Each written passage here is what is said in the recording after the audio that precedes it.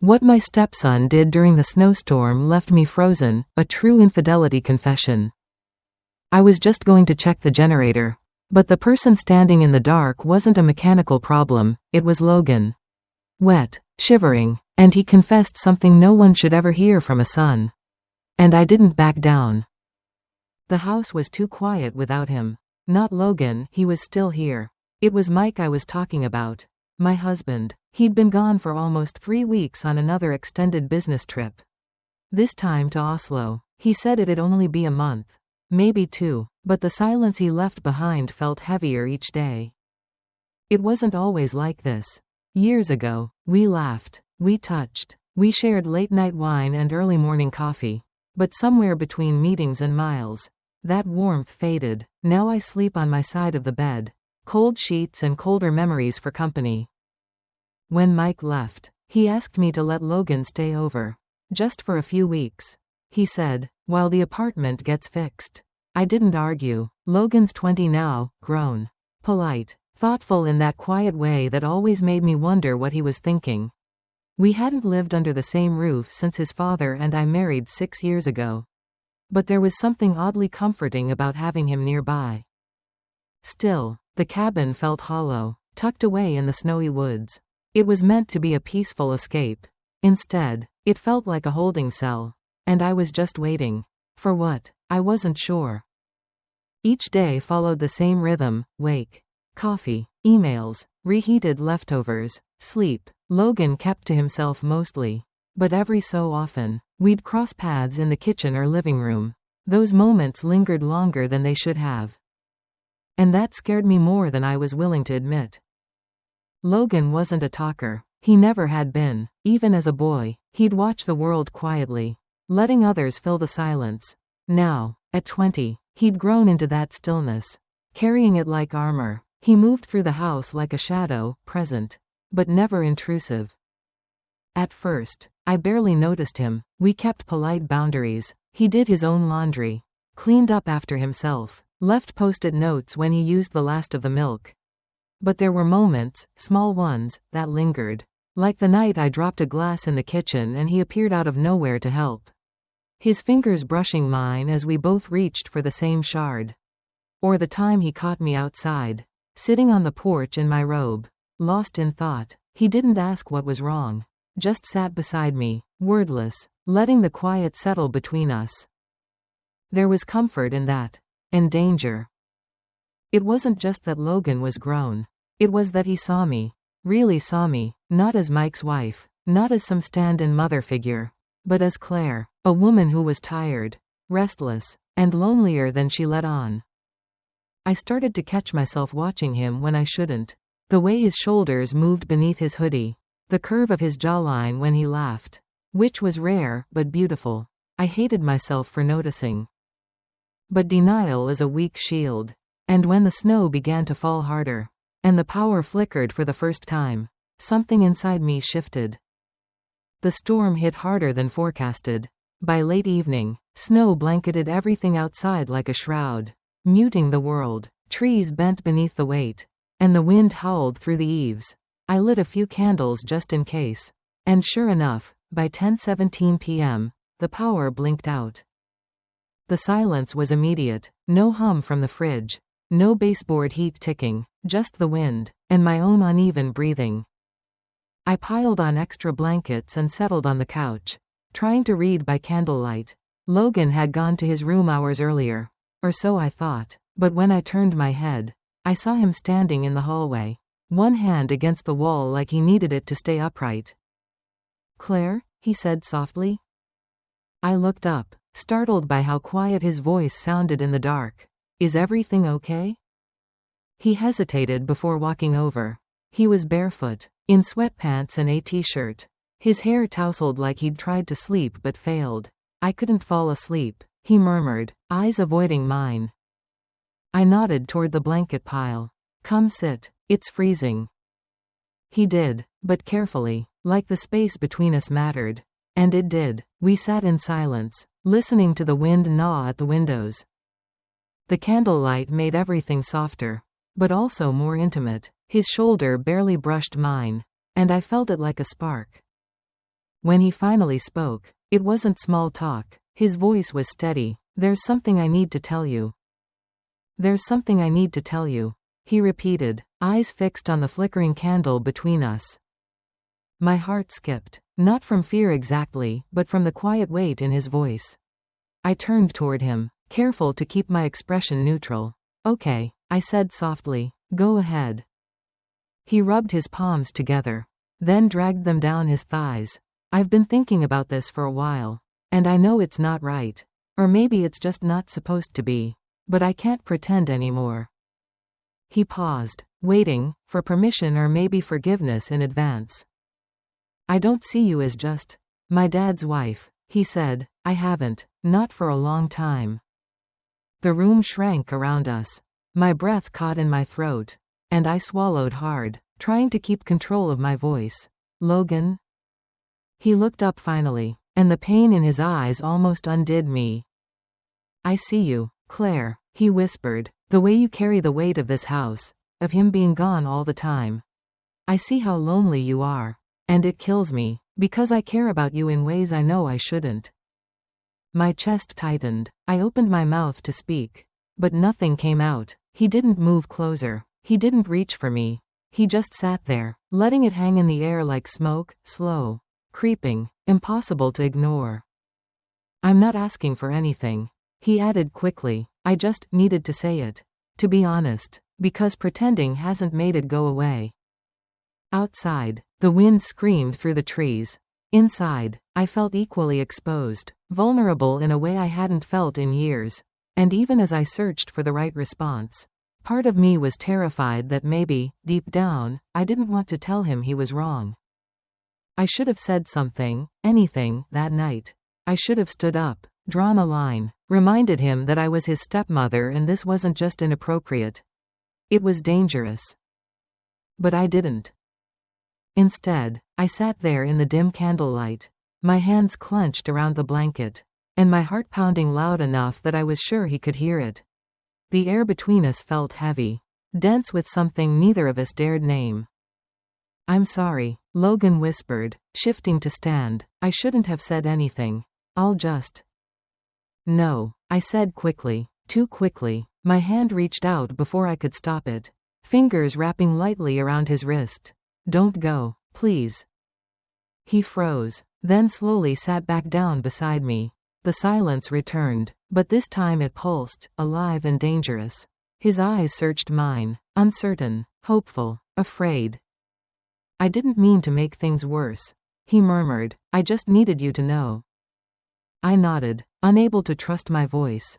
My fingers still rested against his skin. I should have let go, but I didn't. Maybe it was the storm, the cold, the way the world outside had gone still, like time itself had paused.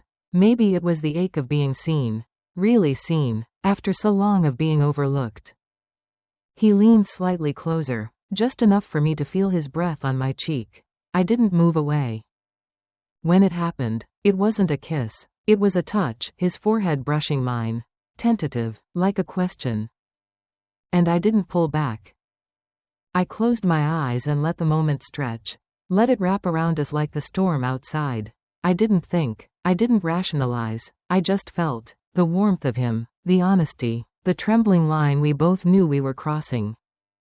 And when our lips finally met, soft, slow, uncertain, I didn't stop it. I let it happen. The next morning, I woke before the sun. The storm had passed. Snow still blanketed everything, but the wind had gone quiet. The power was still out, and the house sat in a hushed stillness, like it knew something had shifted. Logan was still asleep beside me, his back turned, his breathing slow and steady. I watched him for a moment, too long. Probably. His hair was messy, his arm curled under the pillow like he hadn't moved much during the night. There was an odd peace in that. But inside me, everything was chaos. I slipped out of bed without waking him and padded into the kitchen. Wrapping my robe tighter around me, I stood there, staring at the snow-covered trees through the frosted window, waiting for the guilt to settle in. And it did, slowly, like ice spreading through my chest. What had I done? I wasn't just ashamed, I was afraid. Afraid of what it meant. Afraid of how easily I'd let go of reason. Afraid of how much I didn't regret it. Logan hadn't pressured me, he hadn't taken advantage. That was what made it worse. I had chosen it, I had welcomed it. And now I couldn't undo it. When he came into the kitchen an hour later, we didn't speak right away. He offered a faint smile, one that didn't quite reach his eyes, and I returned it with a quiet nod. I wanted to say something, to apologize, to explain, but no words felt safe. Nothing could make sense of what had happened, or of how a part of me felt more alive than I had in years. We went through the motions of morning, boiling water over the fireplace, sharing lukewarm coffee in chipped mugs. But beneath it all, the silence screamed. Because we both knew. That night had changed everything. The days that followed were quiet. Too quiet. We moved through the house like strangers who remembered being close but no longer knew how. Logan spent most of his time in his room or outside, shoveling snow that didn't need shoveling. I stayed in the living room, pretending to read, pretending not to wait for him to say something, anything. But the silence kept winning. One evening, as I was folding laundry by the fireplace, he finally spoke. His voice cracked the quiet like ice breaking. Was it a mistake? I didn't look up right away. My fingers froze on a pair of socks, and I forced myself to take a breath. I don't know, I said honestly. He walked closer, stopping just a few feet from me. I can't stop thinking about it, he admitted, not just the kiss, but the way you looked at me. Like I mattered. You do matter, I said softly, meeting his eyes, but that doesn't mean what we did was okay. He nodded, jaw tightening. I just don't want to pretend it didn't happen. I can't act like it meant nothing. I'm not asking you to, I whispered. I just don't know where we go from here.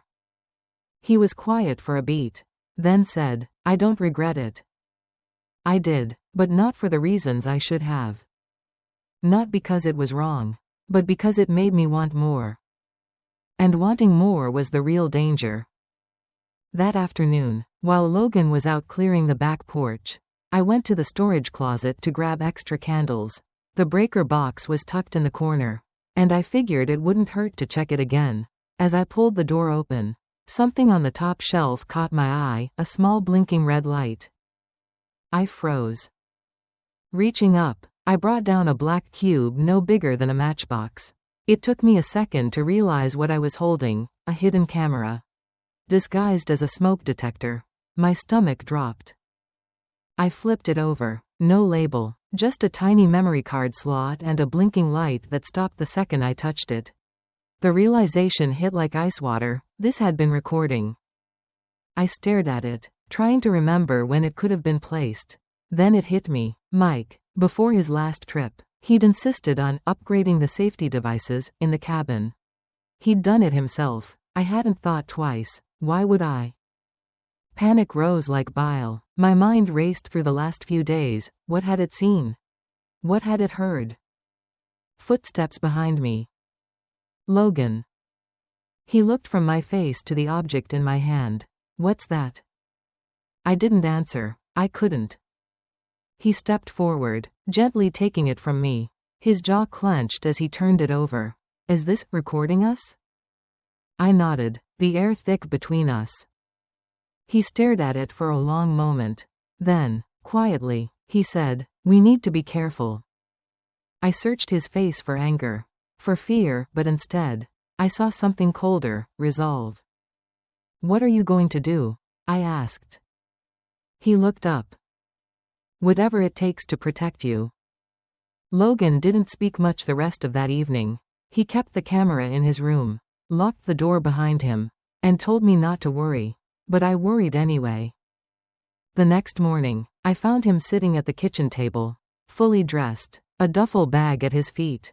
His hair was damp, like he'd just taken a long shower to clear his head. I'm going back to the apartment, he said simply. But it's not ready yet, I replied, startled. The contractor said another week. He shrugged. I'll stay with Mason until then. I sank into the chair across from him, heart pounding. Logan, are you leaving because of what happened? Because of the camera? He didn't answer right away. His hands were clasped tightly on the table, knuckles white. Then he looked up at me, his expression unreadable. I need space to think, he said, about everything, about what I feel, and what I did. I opened my mouth to speak, but he cut me off, gently. I'm not ashamed of caring about you, Claire, but I don't want you dragged down because of me. If that footage ever got out. He trailed off, but the thought hung there like a blade.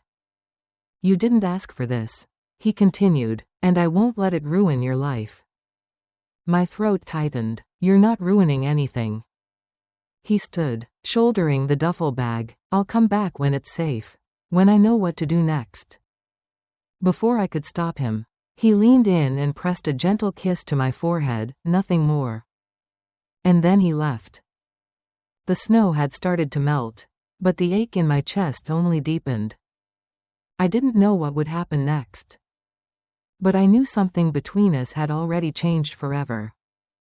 It's been 4 days since Logan left. The snow's melted, the power's back, but the silence in this cabin is louder than ever.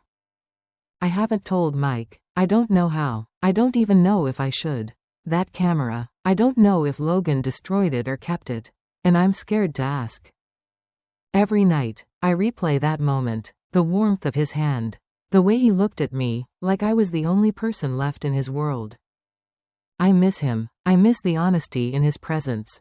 I miss the version of me I saw reflected in his eyes. Not a wife, not a caretaker, just a woman, desired, chosen. But I also know I crossed a line that doesn't uncross. I wake up wondering, did he protect me by leaving? Or did he run before everything collapsed? And the worst part? I still don't know if I want him to come back. So now I ask you. If your stepson stood in front of you one snowy night, and said you were the only thing he's ever wanted, would you walk away? Or would you let the storm take you, too?